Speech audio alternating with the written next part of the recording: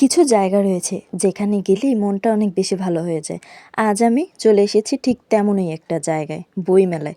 তো চলো ভিডিওটা শুরু করা যাক। তো নমস্কার বন্ধুরা, আমি তনু। সবাই কেমন আছো?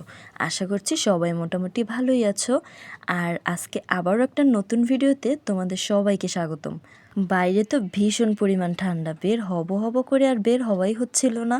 আর যখনই শুনলাম যে বইমেলা চলে এসেছে আমাদের কাছাকাছি ব্লেস পার্কে, তখন তো বের না হয়ে পারাই যাবে না। তো ফার্স্টই হচ্ছে আমরা বের হয়ে পড়লাম, ব্লেস পার্কে চলে গেলাম। আর এই যে সুন্দর সুন্দর মোমদানিগুলো দেখছিলাম, খুবই বেশি সুন্দর ছিল। যখনই আসি তখনই প্রচণ্ড পরিমাণ ভিড় থাকে। আর আজকে এসেছি, আজকে তেমন ভিড় নেই বললেই চলে, কারণ বাইরে ভীষণ পরিমাণ ঠান্ডা। আর এই যে দেখো, হাঁটতে হাঁটতে এই ফুলটা দেখে তো আমি অনেক বেশি অবাক হয়ে গেছিলাম, এত বেশি সুন্দর ছিল। আর পাশে এগুলো কিন্তু চাদরগুলোকে সুন্দর করে সাজিয়ে রাখা হয়েছিল, তাই ভাবলাম একটু ভিডিও করি। দেন এই তো আমরা এখন মেলার ভিতরে ঢুকবো। আর বাইরের গেটটাও কিন্তু মোটামুটি ভালোই হয়েছিল। যে মেলার ভিতরে ঢুকতেই দেখতে পাচ্ছিলাম চারদিকে শুধু বই আর বই, সঙ্গে অদ্ভুত সুন্দর একটা গন্ধ, নতুন বইয়ের গন্ধ। মেলায় ঢুকতেই মনে হলো যেন আলাদা একটা জগতে চলে এসেছি। আর এই যে এই বইটা দেখছিলাম, এই বইটা আমার কাছে ভীষণ ভালো লাগছিল। আসলে আমি এরকম মজাদার ভীষণ ছোট ছোট গল্পের বইগুলো পড়তে আমি ভীষণ পছন্দ করি। তো এই বইটা আমার কাছে অনেক বেশি ভালো লেগেছিল। এখানে অনেকগুলো মজাদার বা শিক্ষণীয় কিছু গল্পের ছিল এখানে। দেন এই যে কত রকমের যে বই ছিল, চারপাশে যে কিছু মানুষ ছিল তাদেরকে দেখছিলাম, তারা তাদের প্রিয় লেখকের নতুন বই খুঁজছে। আবার কেউ স্টলের সামনে দাঁড়িয়ে বইয়ের পাতা উল্টে দেখছে। বইমেলা কিন্তু শুধু কেনাবেচার জায়গায় নয়, এটা আসলে একটা অনুভূতি। সাথে কত রকমের নতুন নতুন বইয়ের সাথে পরিচিত হলো। আর এখানে প্রতিটা স্টল যেন এক একটা গল্প, কোনো স্টলে উপন্যাস, কোনো স্টলে কবিতা, আবার কোথাও ইতিহাস, সব কিছুই রয়েছে এখানে।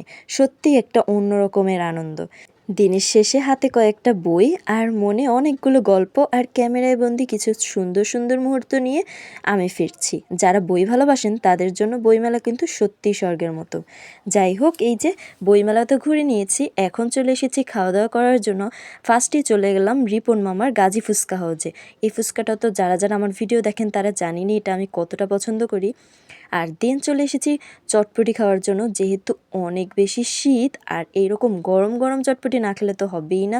তো চলে এসেছি চটপটি খাওয়ার জন্য। ফার্স্টে একটা নিয়ে ট্রাই করেছিলাম, পরে আরও একটা নিয়ে নিয়েছিলাম। সত্যি চটপটিটা অনেক বেশি মজার ছিল। আর এটা নিয়েছিলাম রুবেল ভাইয়ের চটপটির দোকান থেকে, তোমরা চাইলে কিন্তু ট্রাই করতে পারো। দেন আমরা চলে গেলাম চা খাওয়ার জন্য দয়াল টি হাউজে।